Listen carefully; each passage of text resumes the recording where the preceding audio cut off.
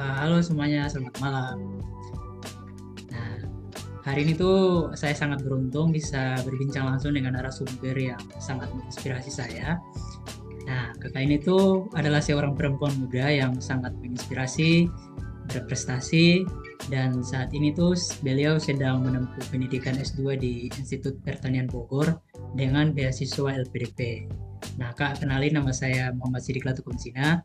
Mungkin kakak bisa panggil saya dengan sebutan Sidik atau Didi. Mungkin sebelum kita lanjut, kakak bisa perkenalkan dirinya terlebih dahulu gitu. Baik, terima kasih sebelumnya Kak Sidik. Terima kasih atas kesempatan sharing-sharingnya tentang pengalaman akademik saya. Perkenalkan, nama saya Neneng Wahyuni Manuputi. Kak Sidik bisa panggil saya Neneng. Mungkin itu. Oke, kayak saya panggil siapa nih, kakak Neneng atau gimana nih? Ya, boleh Kak, boleh Kak Sidik. Kakak Neneng, mungkin bisa ceritakan sedikit tentang latar belakang kakak, kemudian asalnya dari mana, pendidikan sebelumnya apa, dan aktivitas saat ini tuh sedang sibuk ngapain gitu.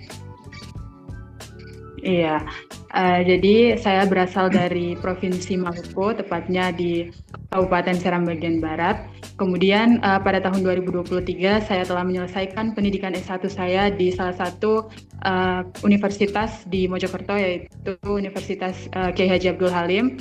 Kemudian pada tahun 2024 saya lolos sebagai penerima beasiswa LPDP Batch 2 tahun 2024. Dan saat ini saya sedang mengikuti proses persiapan keberangkatan untuk nantinya saya intake kuliah di bulan Agustus tahun 2025 dengan jurusan Magister Ilmu Ekonomi di Institut Pertanian Bogor. Wah, keren banget nih. Oke, terkait dengan membangun kepercayaan diri nih. Sebenarnya banyak orang nih yang merasa minder, kemudian kurang percaya diri saat mau melangkah maju gitu. Nah, seperti halnya mendaftar beasiswa S2.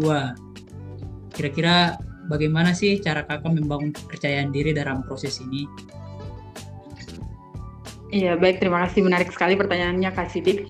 Jadi mengenai percaya diri ya, saya juga sebelumnya saya merasa insecure sekali dengan perjalanan dan proses saya ini.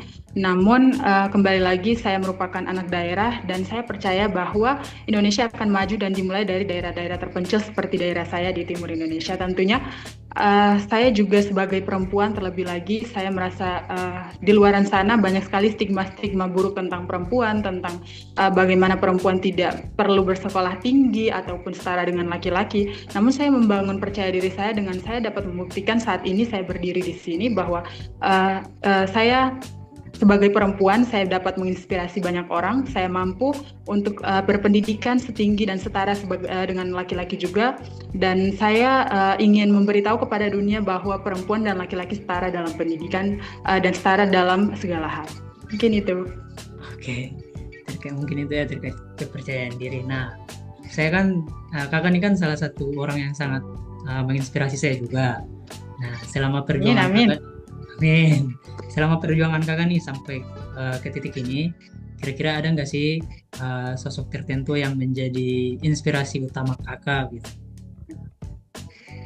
Iya, berbicara mengenai inspirasi, perlu diketahui bahwa latar belakang keluarga saya, latar belakang pendidikan dan lingkungan saya benar-benar bukan sepenuhnya 100% dari lingkungan akademik. Orang tua saya, ayah saya hanya lulusan SMA dan menjadi petani. Ibu saya juga dari latar belakang sekolahnya juga tidak sampai-sampai gitu ya istilahnya. Kemudian keluarga besar saya pun tidak serta-merta lahir dari keluarga yang akademiknya lumayan tinggi lah seperti itu. Namun ketika ditanya siapa sosok inspirasi atau siapa sosok yang menginspirasi saya di balik perjalanan saya ini, saya berani mengatakan bahwa itu adalah kakek saya.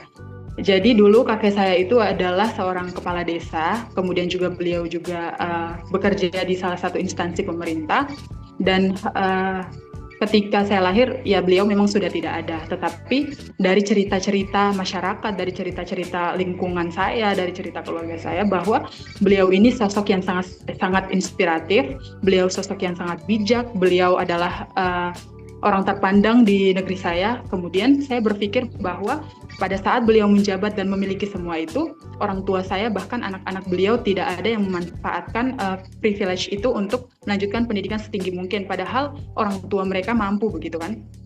Nah, saya ingin dunia tahu bahwa saya dari latar belakang keluarga yang biasa-biasa saja juga bisa mampu sampai di sini, dan saya ingin menjadi seperti sosok kakek saya yang menginspirasi banyak orang yang menjadi bijak, karena saya yakin bahwa perjalanan saya sampai di sini ada banyak sekali campur tangan orang-orang di sekitar saya, dan saya ingin menjadi bermanfaat untuk mereka.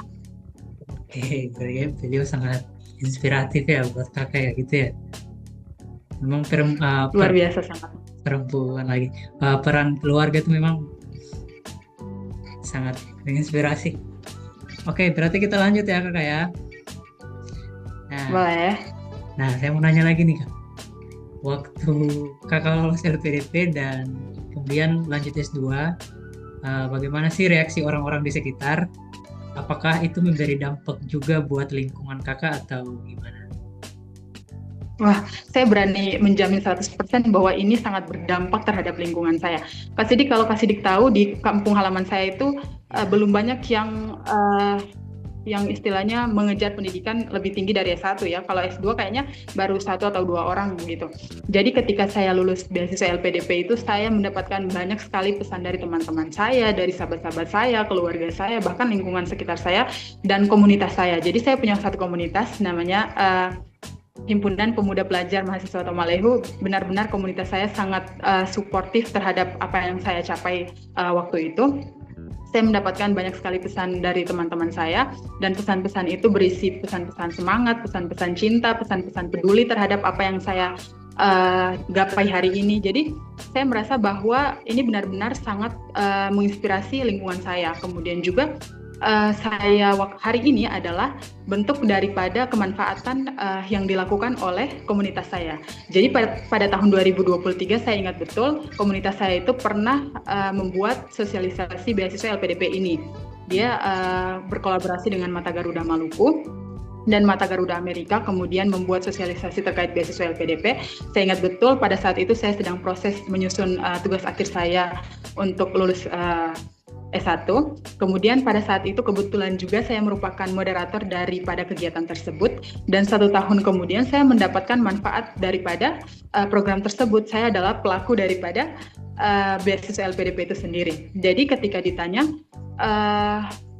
berpengaruh nggak sih terhadap lingkungan saya berani menjamin bahwa akan sangat berpengaruh. Karena pada saat saya lolos juga, beberapa adik-adik saya yang masih menempuh pendidikan S1, mereka juga sudah bertanya terkait mekanisme beasiswanya, terkait prosedurnya, terkait pendaftarannya seperti apa, dan lain-lain.